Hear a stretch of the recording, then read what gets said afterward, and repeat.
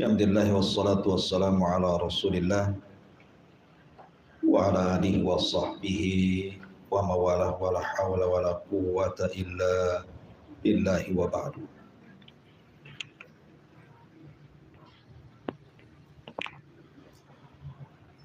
Baik, kita lanjutkan kajian kita masih membahas kitab Bulughul Maram karya besar Al-Hafidh Ibnu Hajar Al-Asqalani rahimahullahu ta'ala.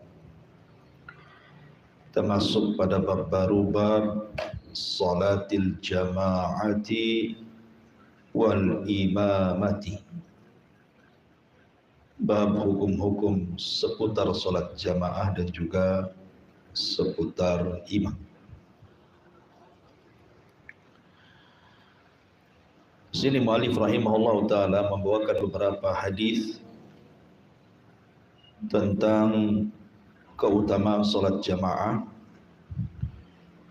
baik dalam bentuk targhib ataupun tarhib.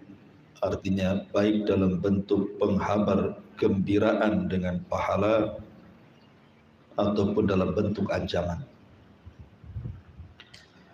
Hadis yang pertama, An Abdullah ibn Umar radhiyallahu anhu anna Rasulullah sallallahu alaihi wasallam qala salatul jama'ati afdalu min salatil fardhi bi sab'i wa ishrina darajatan, muttafaqun alaih. Dari Abdullah ibn Umar radhiyallahu anhu, dan Abdullah ibn Umar adalah sahabat Nabi sallallahu alaihi wasallam, putra Umar ibn al-Khattab radhiyallahu anhu. Dan dia masuk dalam kategori abadilah, di mana fatwa-fatwanya sangat didengar di zamannya, karena di sana ada kelompok-kelompok yang disebut dengan abadilah, orang yang diberi nama awalnya dengan kalimat Abdullah, Abdullah ibn Umar, Abdullah ibn Amr ibn As, Abdullah ibn Abbas, gitu ya. Dan Abdullah ibn Umar adalah orang yang paling memegang sunnah Nabi. Bahkan saat terjadi kekacauan di kota Madinah pada kekuasaan Yazid bin Muawiyah, ketika Husain meninggal di Karbala, itu kan kacau Madinah, sampai banyak para sahabat yang melepas baiat kepada Yazid. Maka Abdullah ibn Umar menasihati mereka bahwa tidak boleh melepas baiat kepada imam yang sah. Walaupun kemudian ditentang pendapatnya, salah satunya adalah yang berseberangan adalah Abdullah ibn Handalah dan yang lainnya. Akhirnya terjadi penyerangan besar-besaran oleh Yazid bin Muawiyah, dikirim tentara banyak dari Syam dipimpin oleh Muslim ibn Uqbah, sehingga terjadi peristiwa namanya Al-Istibah. 3 hari dihalalkan membunuh, merampas hartanya, sehingga banyak jiwa para sahabat, putra-putra sahabat dan para tabi'in meninggal dalam penyerangan ini. Dan perangnya disebut Perang Hurrah. Nah, salah satu yang menenangkan para sahabat adalah Abdullah ibn Umar. Begitulah dampaknya kalau penguasa dilawan. Kalau penguasa sudah diberontak, ya seperti ini. Terjadi kekacauan, bahkan banyak orang meninggal di Madinah. Bahkan Mekah sendiri, Ka'bah sampai terkena lemparan batu dan hancur sebagian bangunannya. Baru kemudian diperbaiki oleh Abdullah ibn Zubair. Tapi di sini bagaimana keteguhan Abdullah ibn Umar ketika menghadapi fitnah. Dia tidak mau ikut hanyut dengan para pemberontak. Justru sebaliknya kemudian menasihati para pemberontak. Termasuk juga ketika Husain hendak berangkat ke Kufah. Salah satu yang menasihatinya adalah Abdullah ibn Umar, jangan pergi. Karena orang Kufah itu mereka para pengkhianat. Kalau engkau harus pergi, sebaiknya jangan bawa anak istrimu, karena takut mereka akan melihat pertumpahan darah sebagaimana keluarga Utsman. Bagaimana istrinya menyaksikan Utsman dibantai, begitulah yang aku takutkan kalau keluargamu menyaksikan kau dibantai di sana. Jadi banyak sahabat yang menasihati, tapi memang sudah takdirnya bukan Husain memang seperti itu. Akhirnya Husain pun memaksa berangkat dan dibunuh di Karbala. Intinya bahwa Abdullah ibn Umar adalah sahabat yang paling menegakkan sunnah Nabi. Nah, Abdullah ibn Umar meriwayatkan sebuah hadis dari Nabi SAW. Salatul jamaati, salat berjamaah itu afdalu, lebih utama, min salatil fardhi, dibandingkan salat sendiri, bi sab'i wa ishrina darajatan. Apa perbedaannya? 27 tingkatan. Jadi salat berjamaah dapat 27 tingkatan dibandingkan salat sendirian. Dalam riwayat Abu Hurairah radhiyallahu an, bi khamsi wa ishrina juz'an, 25 bagian atau derajat. Taib. Ma'asyiral muslimat yang dimuliakan Allah Subhanahu wa taala. Bicara tentang salat, apalagi salat wajib, ini kan sudah masuk pada salat wajib. Jadi salat itu ada beberapa keistimewaan. Sebelum saya bincangkan salat berjamaah ini, pertama, Allah Subhanahu wa taala mewajibkan salat 5 waktu kepada Rasul itu saat malam peristiwa Isra dan Mi'raj. Artinya bahwa kewajiban salat itu diwajibkan di langit, bukan di bumi. Berbeda dengan ibadah yang lain, semua diwajibkan di bumi. Kemudian juga salat ini perintah Allah kepada Rasul tanpa perantara Jibril. Berbeda dengan ibadah yang lain, salat itu atau ibadah yang lain diperintah lewat perantara Jibril. Kemudian juga salat ini ibadah yang paling banyak disebutkan di dalam Al-Quran.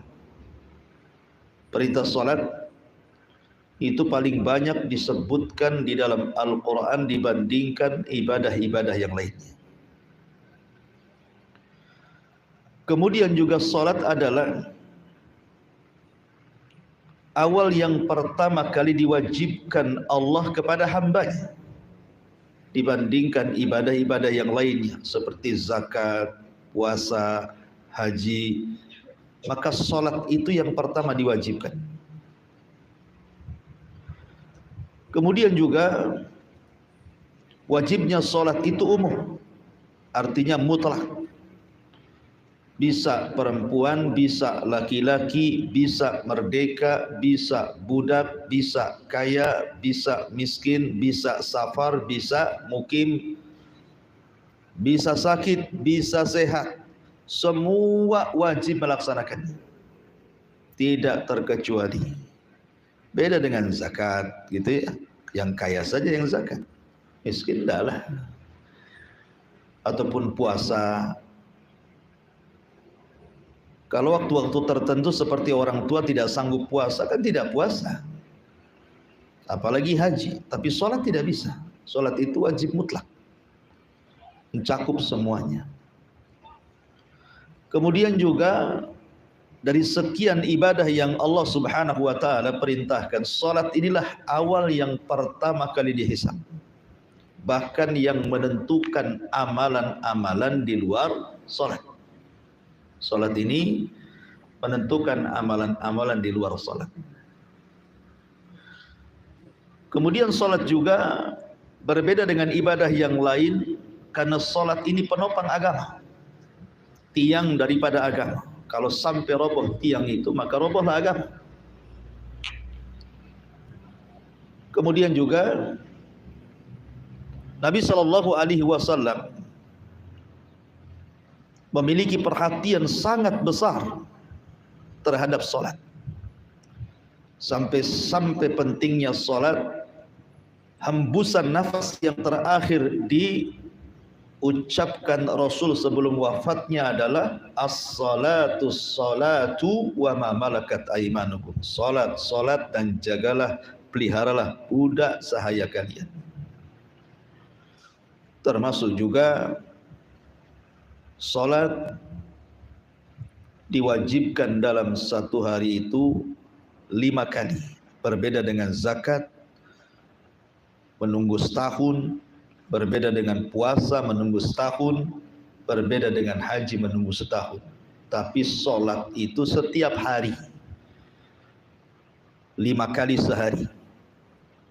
Jadi itulah kemudian kenapa salat itu ibadah terpenting setelah syahadat dari catatan-catatan ini.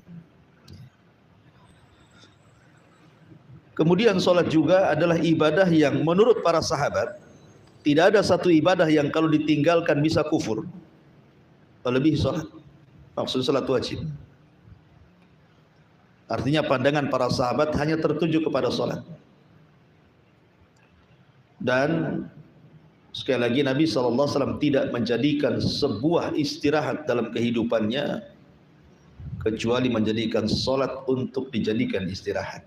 Sebagaimana perkataan Rasul kepada Bilal, haliya nastarihu bis salah. Wahai Bilal, mari kita istirahat dengan salat. Dan sebesar-besarnya bentuk syukur nikmat adalah salat. Lah, salat yang sangat agung yang saya jelaskan ini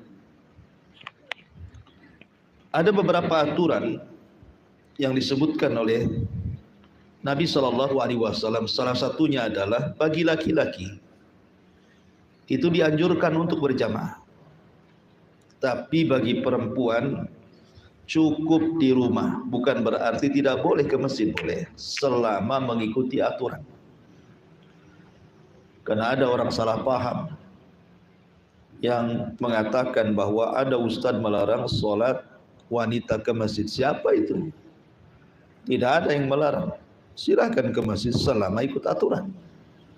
Izin suami, tidak tabarruj, dan manfaatnya harus lebih besar di masjid dibandingkan di rumah. Taib. Adapun keutamaan salat dari salat jamaah ini, ada beberapa hadis yang menopang hadis ini. Di antaranya adalah Nabi SAW bersabda, sab'atun yudhilluhumullahu fi dhillihi yawma la dhilla illa dhilluh. Ada 7 golongan yang akan mendapatkan naungan di hari yang tidak ada naungan kecuali naungan Allah Subhanahu wa taala. Salah satunya Rasul mengatakan apa? Rajulun qalbuhu mu'allakun bil masajid. Seorang laki-laki yang hatinya terikat dengan masjid. Artinya salah satu arti terikat dengan masjid adalah salat jamaah. Ya. Diberikan keistimewaan oleh Allah Subhanahu wa taala mendapatkan naungan dengan naungan arsy pada hari kiamat.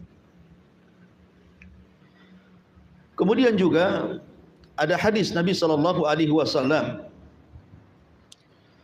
bahwa orang yang senantiasa menjaga jamaahnya, maka dijamin dia akan hidup baik dan mati pun di atas kebaikan. Dan itu berdasarkan hadis yang dikeluarkan Imam Tirmidzi dan disahihkan oleh Syekh Nasiruddin Al-Albani rahimahullahu taala. Jadi suatu ketika Nabi SAW bermimpi. Dalam mimpinya Allah Subhanahu wa taala mengajak berdialog, berbincang dengan Nabi. Kemudian Allah Subhanahu wa taala mengatakan, "Ya Muhammad, atadri fima yakhtasimul mala'ul a'la?" Wahai Muhammad, tahukah kamu apa yang menyebabkan para malaikat itu berselisih? Allah bertanya kepada Rasulullah, "Wahai Muhammad, tahu enggak penyebab malaikat itu berselisih?" Maka fakultu na'am, tentu wahai Rabb. Kemudian Rasul mengatakan, al-kafaratu wad darajat. Perselisihan malaikat itu pada perkara kafarah dan juga derajat. Maksudnya kafarah itu menghapuskan dosa, kalau derajat itu menaikkan pahala. Maka kemudian Allah Subhanahu wa taala berfirman kepada Nabi sallallahu alaihi wasallam ketika diberitahu apa yang menyebabkan orang itu mendapatkan kafarah, dihapuskan dosanya dan diangkat derajatnya, maka Allah mengatakan naqlul aqdam lil jamaah, melangkahkan kaki menuju salat jamaah. Wa isbagul wudu fi al makari, menyempurnakan wudu di saat dia tidak suka menyentuh air. Wa intidharus salati ba'da shalah, dan dia menunggu salat setelah salat. Apa kata Allah? Wa man hafadha 'alaihinna 'asha bi khairin wa mata bi khairin wa kana min dhunubihi ka yaumin waladathu ummuh. Maka siapa yang menjaga tiga perkara itu, salat jamaah, wudu, menjaga salat setelah salat, maka dia akan hidup dengan baik, mati dengan baik, sedangkan mengenai dosa-dosanya diampuni sehingga seperti anak yang baru dilahirkan. Dari sini menunjukkan bahwa orang yang menjaga salat jamaah itu diberikan jaminan dua, asya bi khairin wa mata bi khairin. Hidup Allah berikan kebaikan, meninggal pun Allah berikan kebaikan. Luar biasa, ya. Masyarul muslimat yang dimuliakan Allah Azza wa Jalla. Abdullah ibn Mas'ud radhiyallahu anhu pernah mengatakan, "Man sarrahu an yalqallaha ghadan musliman." Siapa yang mau berjumpa dengan Allah besok pada hari kiamat dalam kondisi Islam. Karena orang yang selamat ketika berjumpa dengan Allah pada hari kiamat adalah yang mempertahankan Islam. Makanya Allah mengatakan wala tamutunna illa wa antum muslimun. Jangan kalian mati kecuali Islam, kan itu ya. Maka kata Abdullah ibn Mas'ud, siapa yang hendak berjumpa dengan Allah besok dalam kondisi muslim, fal yuhafid ala haula'i salawat, maka hendaklah dia menjaga solat-solat yang 5 waktu haitsu yunadi bihinna, ketika dipanggil untuk melaksanakannya. Maksudnya ketika muadzin memanggil untuk solat jamaah. Kemudian Abdullah ibn Mas'ud mengatakan, fa innallaha ta'ala syara'a li nabiyyikum sunanal huda wa innahunna min sunanil huda walau annakum sallaitum fi buyutikum kama yusalli hadzal mutakhallifu fi baitihi la taraktum sunnata nabiyyikum walau taraktum sunnata nabiyyikum la dhalaltum. Kata Abdullah ibn Mas'ud radhiyallahu anhu, sesungguhnya Allah Subhanahu wa taala telah mensyariatkan kepada nabi kalian sunnah-sunnah berpetunjuk. Dan sunnah-sunnah berpetunjuk itu salah satunya adalah melaksanakan salat 5 waktu dengan berjamaah. Sebab kalau kalian meninggalkan, kalau kalian salat di rumah-rumah kalian sebagaimana salatnya orang-orang munafik di rumahnya, sungguh kalian telah meninggalkan sunnah Nabi kalian. Kalau kalian meninggalkan sunnah Nabi kalian, berarti kalian sesat, katanya Abdullah ibn Mas'ud radhiyallahu. Lihat betapa pentingnya melaksanakan salat jamaah. Kemudian juga hadis Nabi SAW juga mengatakan, man masya fi zulmatil laili ilal masjid laqiyallahu binurin au atahu nuran yaumal qiyamah. Barang siapa yang berjalan di malam hari, maksudnya salat subuh ke masjid, maka dia akan mendapatkan Allah dengan cahaya, atau Allah akan memberikan padanya cahaya pada hari kiamat. Maksud cahaya pada hari kiamat itu maksudnya cahaya di dunia, dan pada hari kiamat itu maksudnya orang yang melaksanakan salat berjamaah, maka Allah akan berikan cahaya petunjuk kepadanya. Jadi hidupnya itu tidak pernah susah, ya. Akan ada petunjuk dalam setiap kesulitannya. Bahkan Nabi SAW juga mengatakan, ala adullukum ala ma yamhullahu bihil khataya wa yarfa'u bihi darajat isbaghil wudu' alal makari wa kathratul khuta ilal masajid wa intidharus salah ba'da salah fadhalikumur ribat. Maukah ku habarkan kepada kalian sesuatu yang bisa menghapuskan kesalahan kalian? Bahkan lebih daripada itu, bukan hanya menghapus kesalahan, diangkat pula derajatnya. Salah satunya adalah berwudu dengan cara sempurna dan memperbanyak langkah ke masjid. Satu langkah menghapus kesalahan, langkah berikutnya menaikkan derajat. Coba bayangkan berapa langkah kalau dari rumah ke masjid dan jaraknya jauh gitu ya. Bahkan kalau seandainya seorang itu sholat berjamaah, terutama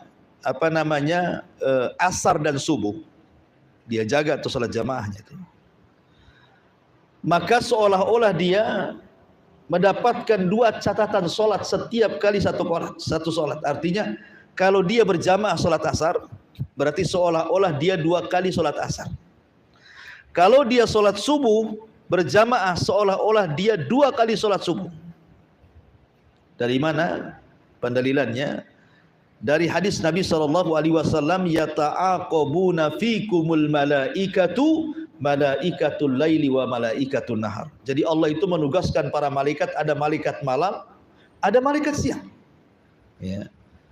Kemudian malaikat malam dan siang itu diperjumpakan dalam tugas itu pada 2 solat. Pertama solat asar, kedua solat subuh. Jadi solat asar itu dicatat 2 malaikat, malaikat malam dan siang. Begitu juga subuh dicatat 2 malaikat, malaikat malam dan siang. Makanya ketika Allah Subhanahu wa taala kemudian berfirman kepada para malaikat itu, ma taraktum ibadi, sedang apa kau tinggalkan hamba-hambaku? Maka malaikat-malaikat itu mengatakan, atainahum wa hum yusallun wa taraknahum wa hum yusallun. Kami datang mereka sedang salat, kami tinggalkan mereka sedang salat. Artinya kami datang, umpamanya malaikat malam datang, mereka sedang salat asar. Kemudian malaikat siang mundur naik ke langit, mereka sedang salat. Artinya didapati 2 malaikat. Malaikat malam dan siang berarti seolah-olah dapat 2 pahala salat. Duhur 1 dicatat malaikat siang, asar 2 dicatat malaikat siang dan malam, maghrib 1 dicatat malaikat malam, isya 1 dicatat malaikat malam, subuh 2 dicatat malaikat malam dan siang. Maka Allah beri 7 pahala dalam solat. Karena ada 2 solat yang dicatat 2 malaikat. Ya, itulah pentingnya, dan ini hanya berlaku di solat jamaah. Kemudian juga Nabi SAW bersabda, man shallal isya fi jama'atin faka'annama qama nisfal laili wa man shallal subha fi jama'atin faka'annama shallal laila kullah. Barang siapa yang solat berjamaah nih, solat isya, maka seolah-olah dia menghabiskan separuh malam untuk solat. Kemudian barang siapa yang solat subuh berjamaah, seolah-olah dia menghabiskan solat dalam 1 malam. Berarti kalau dia isya berjamaah kemudian subuh berjamaah, berarti 1 malam full dia seolah-olah sedang solat, gitu maksudnya kan. Nah, itu kan luar biasa. Siapa yang sanggup solat mulai dari maghrib gak berhenti sampai subuh? Ya, capek lah kan itu ya. Tapi cukup mempertahankan 2 solat ini dengan cara jamaah, dianggap menghabiskan semua malam-malamnya untuk solat. Bahkan yang lebih penting lagi ini, dalam hadis yang dikeluarkan oleh At-Tirmidzi dan dihasankan oleh Albani, Man shalla lillahi arba'ina yawman fi jama'atin. Barang siapa yang salat 40 hari saja, jangan tinggalkan jamaah. 40 hari saja. Jangan meninggalkan jamaah maghrib, isya, subuh, zuhur, asar. Tidak pernah meninggalkan jamaah. Selama 40 hari saja. Lihat pengaruhnya. Kata Nabi SAW, dan dia mendapatkan takbiratul ula. Jadi betul-betul dia tidak masbuk selama 40 hari itu. Dari takbiratul ihram itu sudah ada di saf.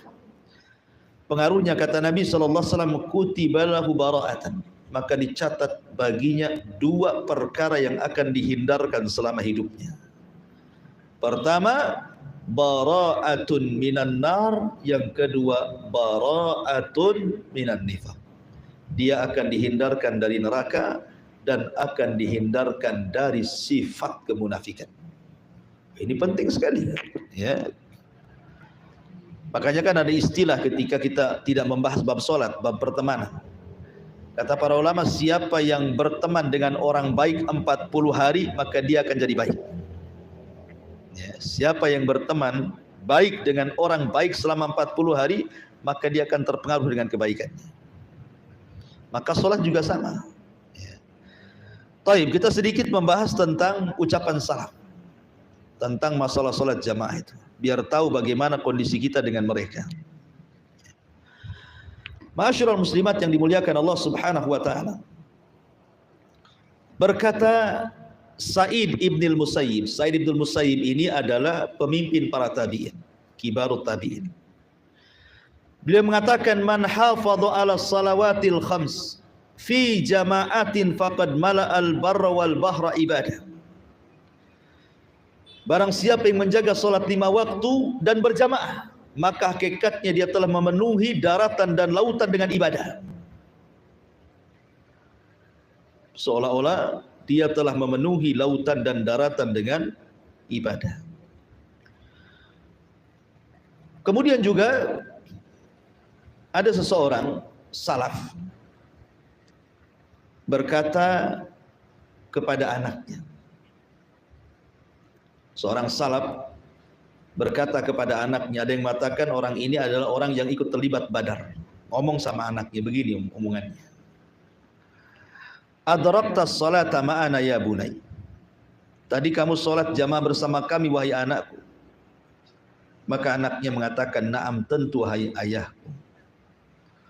Kemudian ayahnya mengatakan, adrakta takbiratul ula. Apakah engkau mendapati takbiratul ula, maksud takbiratul ihram? Kamu sudah berada di saf? Anak ini mengatakan, la, tidak. Artinya dia masbuk, tapi masih dapat jamaah. Maka seorang sahabat ini mengatakan,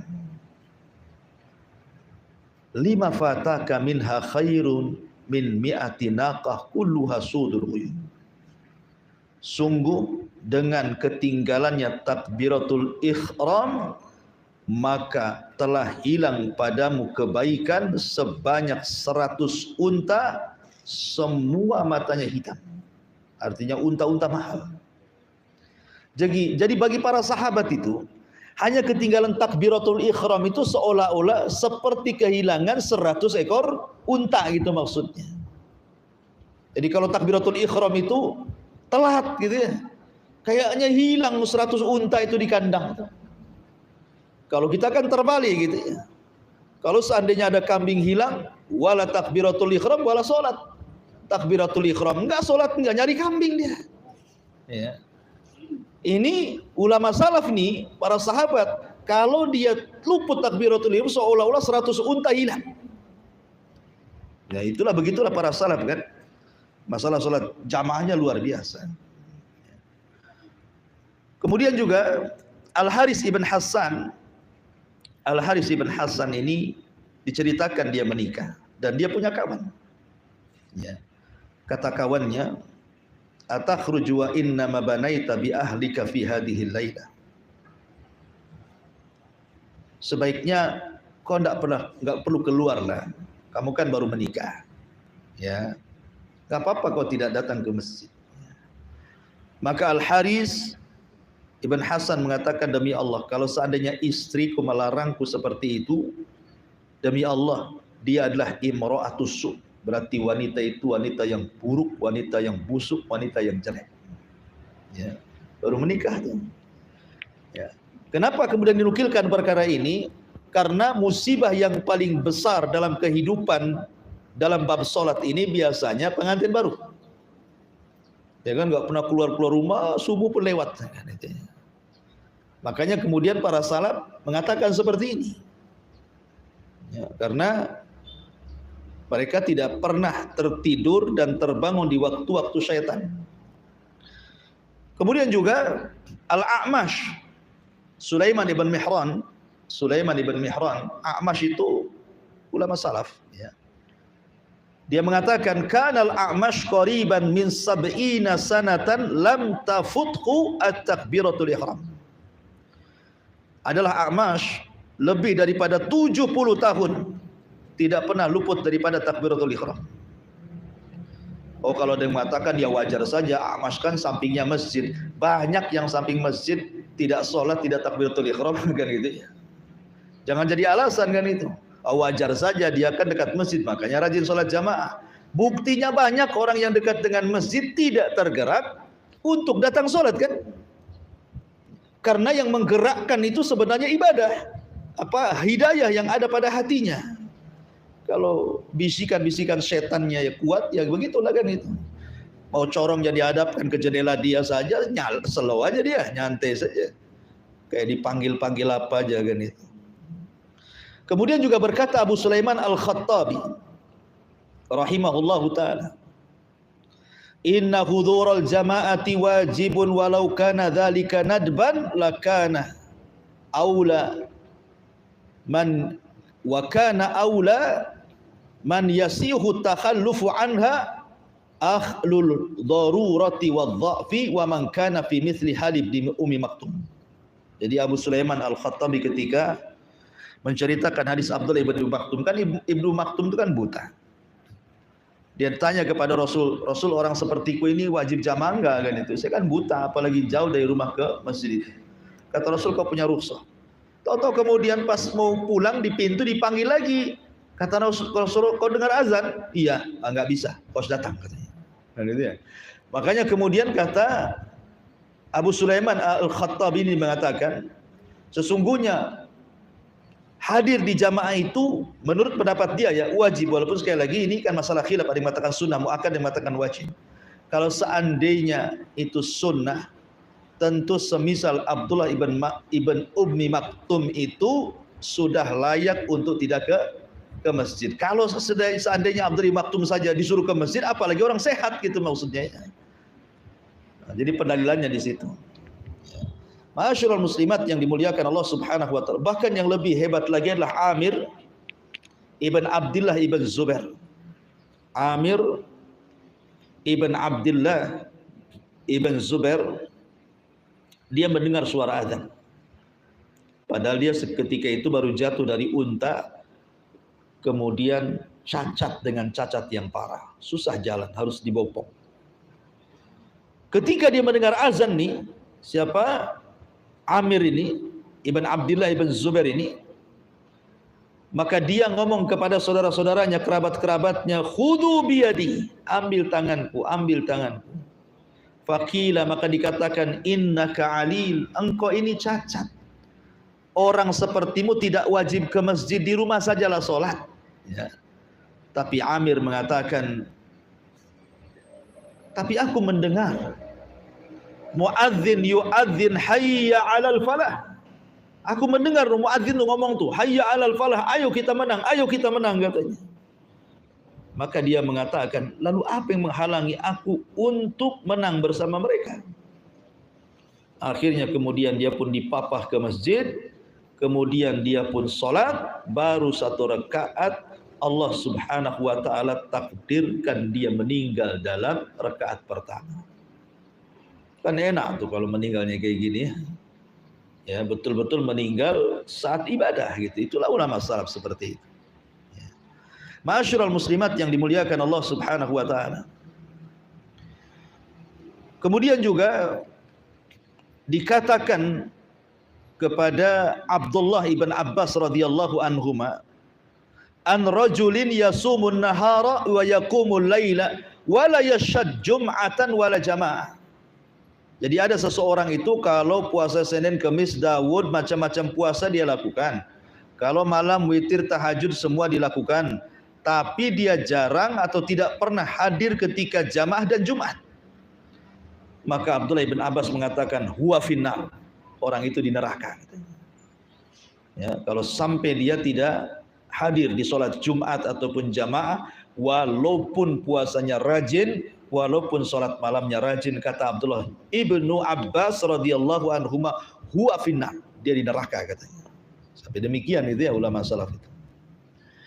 Kemudian juga Abdullah bin Umar radhiyallahu anhuma mengatakan, kunna idza faqadna ar-rajula fil fajri wal isya asa'na bihi dhann. Sahabat ini, kata Abdullah bin Umar, kami kalau tidak melihat kawan-kawan kami sesama sahabat hadir di sholat fajar dan isya, kami langsung suudzon sama dia. Jangan-jangan dia munafik, jangan-jangan dia munafik, gitu ya. Kalau sekarang ya biasa saja. Oh hadir nggak hadir ya biasa saja. Nggak ada yang suudzon satu masjid kan? Artinya orang sekarang ini tidak peduli. Mau tetangganya sholat nggak peduli. Kalau orang dulu kan ditanya, ya, bahkan sampai suudzon gitu ya, sama saudara yang tidak hadir itu. Langsung dituduh, jangan-jangan begini begitu gitu ya. Saking perhatiannya para salaf itu terhadap sholat jamaah. Ma'asyiral muslimat yang dimuliakan Allah Subhanahu wa taala. Kemudian di sini Nabi SAW mengatakan, hadis yang kita baca dari Abdullah bin Umar ini, bahwa sholat jamaah itu lebih afdal dibandingkan sholat sendiri bisab'in wa ishrina darajah. Ini satu riwayatnya 27 derajat. Tapi dalam riwayat yang lain dari hadis Abu Hurairah radhiyallahu an, bi khamsin wa ishrina dhi'fa. Wa dzalika annahu idza kharaja min baitihi la yakhrujuhu illa shalah lam yakut khutwatan illa rafa'ahu Allahu biha darajah wa khutta anhu biha khati'ah. Kata Nabi SAW dalam riwayat yang lain dari Abu Hurairah, bukan 27 derajat tetapi 25 derajat. Pahalanya akan dilipat gandakan. Dan itu ketika dia keluar dari rumahnya kemudian menuju masjid tidak ada niat kecuali sholat, maka setiap langkahnya akan dihapuskan kesalahan dan setiap langkahnya akan diangkat derajatnya. Dari sini para ulama mengatakan, bagi yang berdalil bahwa jamaah atau sholat jamaah bagi laki-laki sunnah muakkad, inilah dalilnya bahwa sholat jamaah tidak wajib, dia hanya sunnah muakkad saja. Karena buktinya sholat sendiri itu sah, tetapi kalau berjamaah lebih utama dibandingkan sholat sendiri 25 sampai 27 derajat, menunjukkan sholat sendiri sah-sah saja ya dibandingkan sholat jamaah gitu maksudnya. Ini hadis yang pertama. Kita masuk pada hadis yang kedua.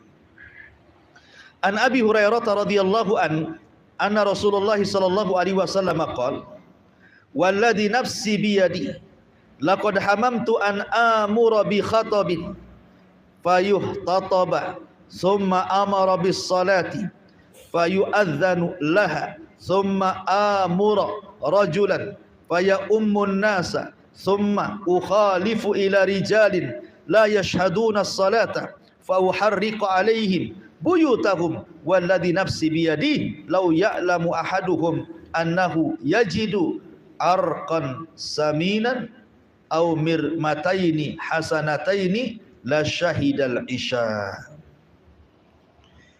Di sini hadis kalau yang pertama targhib ya tentang kabar gembira bahwa salat jamaah itu tingkatannya dibandingkan salat sendiri 27 atau 25 derajat lipatan pahalanya. Hadis ini bicara tentang tarhib namanya. Kalau tadi tarhib, ini tarhib. Tarhib itu menakut-nakuti. Ya, orang itu kan kayak ibu mendidik anak kan terkadang baik, ngasih hadiah, terkadang ngancam supaya anak itu stabil kan antara ancaman dan hadiah, ya kan? Supaya anak itu tidak manja dan tidak kebablasan gitu maksudnya ya. Maka dalam sholat jamaah juga ada yang sifatnya targhib gitu ya, kabar gembira, ada juga sifatnya ancaman. Seperti di sini ada ancaman di sini. Nabi SAW mengatakan bahwa demi zat yang jiwaku berada di tangannya, sungguh aku berkeinginan untuk memerintahkan sahabat mengumpulkan kayu bakar. Kemudian aku perintahkan untuk sebagian sahabat sholat, azan, kemudian ada beberapa sahabat aku perintahkan untuk menjadi imam, dan aku akan berangkat dengan orang-orang yang membawa kayu bakar, dan aku akan bakar rumah-rumah orang-orang yang meninggalkan sholat jamaah. Ma'asyiral muslimat yang dimuliakan Allah Subhanahu wa taala.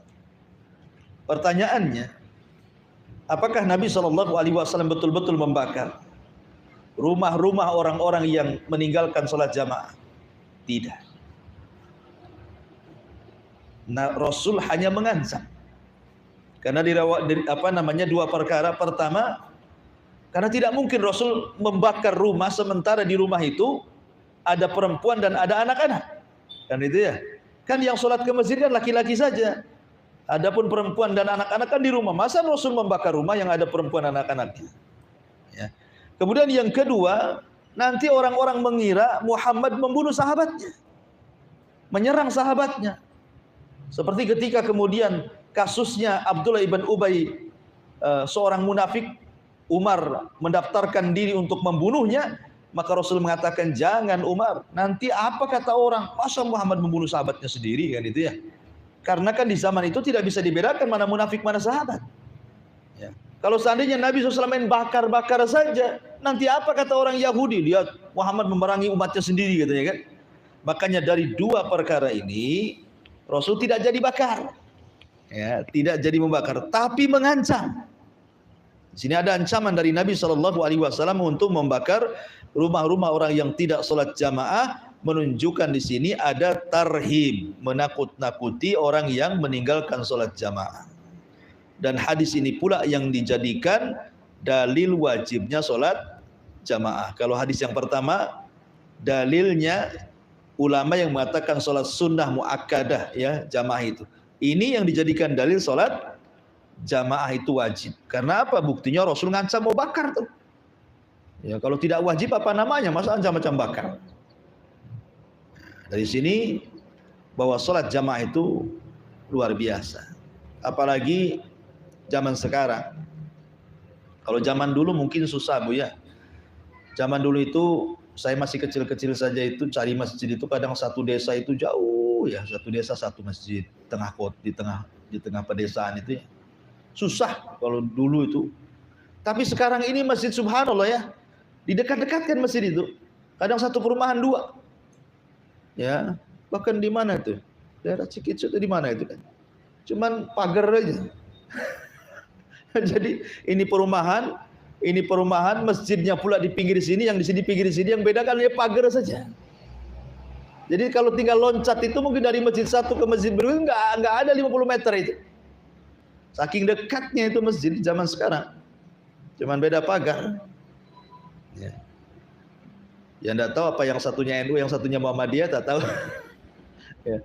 Tapi yang jelas itu berdekatan gitu. Artinya kan memudahkan kita untuk sholat gitu kan. Tidak ada alasan cari masjid, masjidnya dekat-dekat. Ya. Kemudian juga di zaman sekarang ini mukabirus saut ataupun corong-corong toa-toa itu kan di mana-mana gitu ya. Kalau zaman sekarang kan enggak ada toa, ngomong di zaman Nabi apalagi harus naik gitu ya. Zaman sekarang toa kadang satu masjid itu 5 toanya itu. Padahal 4 arah, dibuatnya 5 arah tuh. Yang satunya ke hutan. Jadi sampai sekarang nggak ada alasan kalau nggak dengar azan itu. Nggak ada alasan kalau nggak dengar azan. Bahkan terkadang sengaja ada orang yang mengingatkan di handphone itu dengan ringtone adzan kan. Kalau sudah sampai jam 12 sekian dibuatnya bunyi azan. Nah, itu juga handphone bisa mengingatkan kita dengan azan. Ya. Ataupun umpamanya di negara kita ini aman, artinya kalau mungkin negaranya tidak aman lah, umpamanya ke masjid takut ditembak kayak di negara-negara konflik gitu kan, takut mau ke masjid ditembak, mau ini tembak, mungkin lah. Tapi negara kita aman, sudah masjidnya dekat, kemudian toanya sudah 5-6 toa, kemudian kondisinya aman lagi kan gitu ya. Kemudian juga adanya alat-alat komunikasi, bisa dibuat alarm waktu sholat. Kemudian juga jalan-jalan nggak macet, jalan-jalan nggak menakutkan. Kita ke masjid siapa yang mau ngerampok? Lah kalau umpamanya ini semua sudah terrealisasikan, lah pertanyaannya kenapa anda ke masjid itu loh? Ini kan nikmat semuanya gitu ya, nikmat semuanya coba. Coba kalau kita melihat negeri-negeri yang konflik itu, mau keluar rumah saja takut kena sniper. Susah. Lah kita ini ada semuanya, kendaraan ada. Kalau malas jalan kaki, mana naik motor. Malas naik motor pakai mobil, malas pakai mobil pribadi naik angkot, kan itu ya. Semua loh dimudahkan semua, subhanallah ya. Tapi dimudahkan pun tetap saja yang sholat di masjid itu udah tua-tua kali. Yang azannya napasnya udah mau hilang-hilang gitu. Ya. Jadi kadang-kadang tah anak mudanya di mana, padahal sampai-sampai orang kafir ya, orang Israel mengatakan kalau seandainya sholat subuh di Palestina itu sebanyak sholat Jumat, tentu kami akan kalah perang. Itu pernyataan seorang Israeli itu. Ya, kalau seandainya Palestina ini sholat subuhnya sebanyak sholat Jumatnya, pasti kami kalah. Karena tahu kekuatan kaum muslimin itu ada di masjid. Makanya di zaman Rasul masjid itu dijadikan macam-macam kan. Untuk latihan perang ya di masjid, minta fatwa ya di masjid, tidur ya di masjid, semua di masjid, belajar di masjid. Ya, masjid itu menjadi markas dakwah di zaman Nabi. Tapi ya sekarang masjid ya untuk sholat dikunci. Ya, bukan hanya pakai pintu, pakai teralis. Ya kan, teralisnya yang besar lagi holonya. Susah dibuka kan. Yang lebih parah lagi ada tulisan dilarang tidur. Ya. Sampai sebagian masjid itu kalau jam 2 malam diseblok terasnya. Supaya jangan ada orang tidur di teras. Nanti 3:30 kalau sibuk dipel lagi biar kering. Sampai diseblok gitu bayangkan. Sampai orang nggak boleh sholat tidur di teras masjid. Ya wajar lah. Mungkin karena banyak terjadi bukan hanya sendal hilang sampai sak kotak infak hilang, jam hilang, kipas hilang, toa hilang. Semua hilang, lama-lama masjidnya hilang. Artinya bahwa itu juga karena salah satu saddu dariah juga kan gitu. Karena sudah tidak aman. Zaman dulu itu kan masjid tempat yang paling aman pertama, baru rumah kedua. Sekarang tidak masjid, tidak rumah, nggak aman. Jadi masjid ada kejahatan, di rumah juga ada kejahatan. Jadi sudah memang tercabut keamanan. Wallahu alam, saya kira cukuplah ini dulu sebagai mukaddimah pada bab yang pertama, bab al-jamaah wal imamah. Baik, sebelum saya tutup kalau ada yang bertanya.